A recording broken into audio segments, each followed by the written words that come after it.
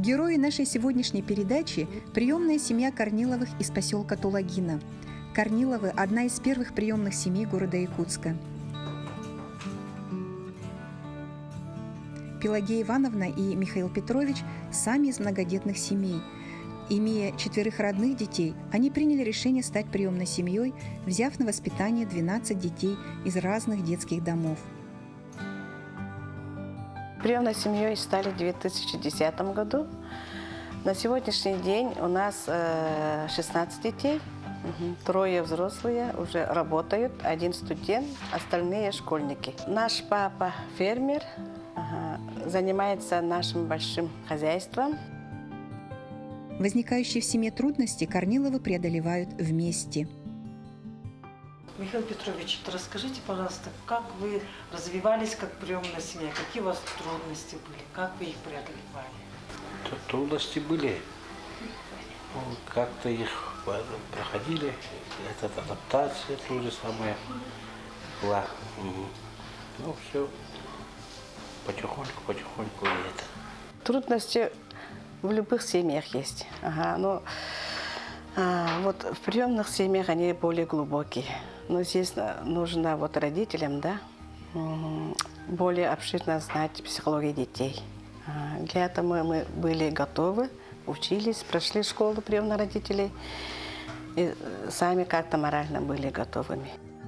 Ответственное отношение родителей определяет всестороннее развитие и равное воспитание как приемных, так и родных детей.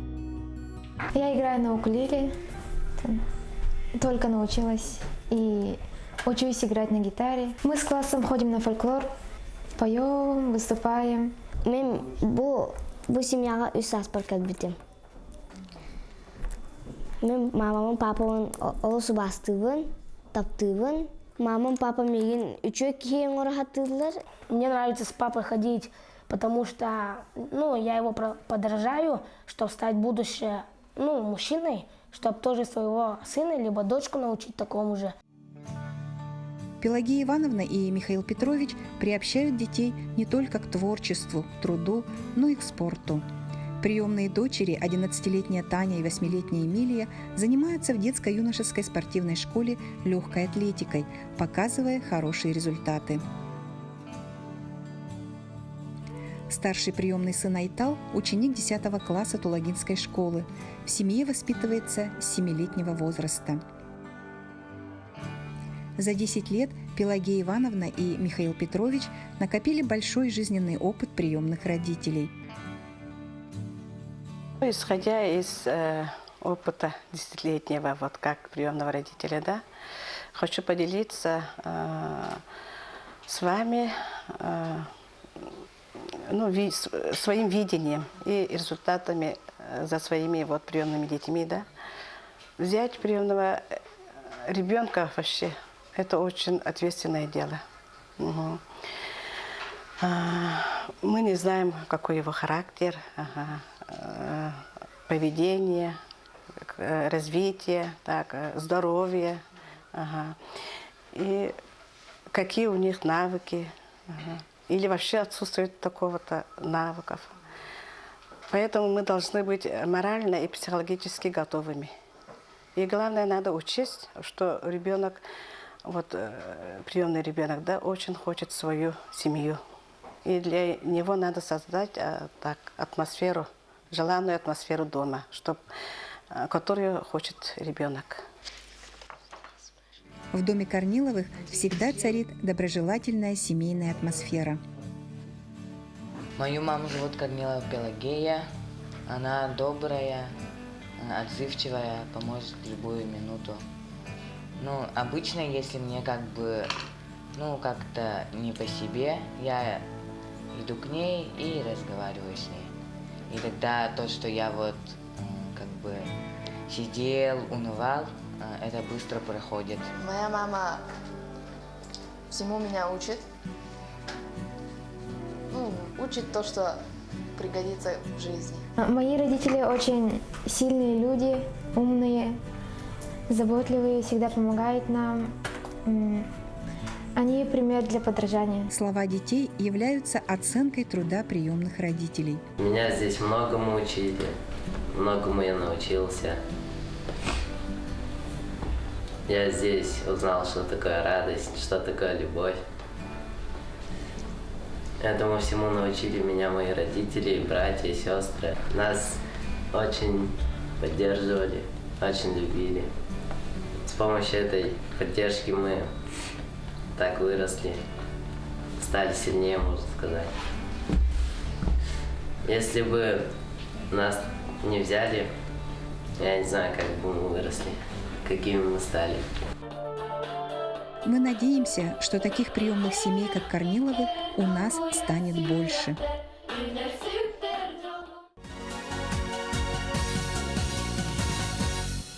31 октября в Государственном собрании Илтумен в Постоянном комитете по делам семьи и детства прошел круглый стол на тему о развитии Института приемной семьи в Республике Саха-Якутия, на котором были обсуждены вопросы сопровождения детей из приемных семей после 18 лет, а также социальной защищенности приемных родителей. Мне лично, как приемной маме, понравился разговор тем, что он затронул все наши проблемные точки. И как бы мы услышали надежду в решении этих проблем. Ну, единственное, что я хотела бы услышать еще о трудоустройстве наших приемных детей, выпускников приемных семей. Потому что дети есть сложные, инвалиды с видами, которые обучаются в каких-то, скажем, учебных заведениях по 6 месяцев, по год для детей-инвалидов, выпускников детских домов и так далее. Ну, получив какой определенный диплом, они не могут трудоустроиться в силу особенностей их характера, в силу особенностей их поведения. Если даже родители, мы сами пытаемся их устроить, то они вот остаются как бы на плечах приемных родителей. Поэтому этот вопрос тоже стоит затронуть, изучить, и, может быть, со временем мы придем к тому, что найдем для этих детишек какие-то такие трудовые места, скажем, как было когда-то организовано для слепых, для глухих, а эти дети не все, вот, скажем, вот из этого разряда, а именно вот 7-8 вида. С ними работать в коллективе тоже трудно. По итогам круглого стола Государственному собранию Илтумен предложено рассмотреть вопрос о внесении в качестве законодательной инициативы проекта закона о приравнивании приемных семей к статусу многодетных.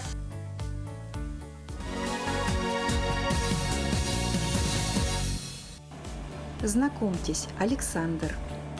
Меня зовут Саша. Я учусь в 9 классе, мне 15 лет. Я заканчиваю 9 класс, поеду учиться. Ну, не знаю, куда получится. У меня мечты пока что нет. Саша любит заниматься творчеством и с удовольствием делает разные поделки. Саша у меня занимается уже год. Когда он первый раз пришел к нам, сперва наблюдал, как дети занимаются, потом уже потихонечку. Один раз попробовал 3D ручкой, и все. И он у меня занимается каждый день. Очень-очень нравится. Еще у нас тоже проект есть, да, Саша? Мы готовимся к 9 мая, 75 лет Великой Отечественной войны. И мы там тоже будем делать солдатики, и танки будем делать. Так что у нас работы хватает. Саша усидчивый и увлеченный парень. Немного скромный и застенчивый, он, как и все дети, мечтает о семье. Ты хочешь сам попасть в семью? Да. А в какую семью бы ты хотел попасть? Нормально. Нормальную. Саша, а в нормальную какую? Что такое нормальная семья? Мама, папа, там, брат, сестра. Мы надеемся, что Саша обретет семью. Знакомьтесь, родные братья Илья и Максим. Ты вообще-то не дамка. Вот это дамка. Она сюда стояла, все, я дамка была. Вот это была дамкой. Здравствуйте, меня зовут Илья, мне 10 лет. Я только хожу на 2 класс. И я каюсь оригами, конструктором. И люблю играть с Максимкой. Вот мой младший брат Максим. Ему 8 лет, ходит в 1 класс. И он играет там. Он один гулять. Максим, ну расскажи про себя. Какой ты? Всем привет! Меня зовут Тунаев Максим, мне 8 лет. Максим, а что ты делаешь сейчас? Делаю самолет. А ты летал на самолете? Да, летал. И как, страшно? Нет. Илья и Максим очень добрые и дружные мальчики. Активные и подвижные, они стремятся во всем быть первыми. Илья очень увлечен лего, конструктор для него не развлечение, а вполне серьезное занятие. В одном из конкурсов детских проектов его работа удостоилась главного приза. Максим также очень любознательный и смышленый, мечтает стать пожарным. Братья всегда вместе. Илья все время присматривает за Максимом и многому его учит. А еще с большим удовольствием мальчики поют. Молодец. Скажи, скажи, дождик, какого цвета дождик, и утреннего солнца апельсин. Нажмем из доброй сказки все солнечные краски и нарисуем 1000 картин. Мы очень надеемся, что Илья и Максим обретут семью и будут радовать будущих родителей своими достижениями и успехами.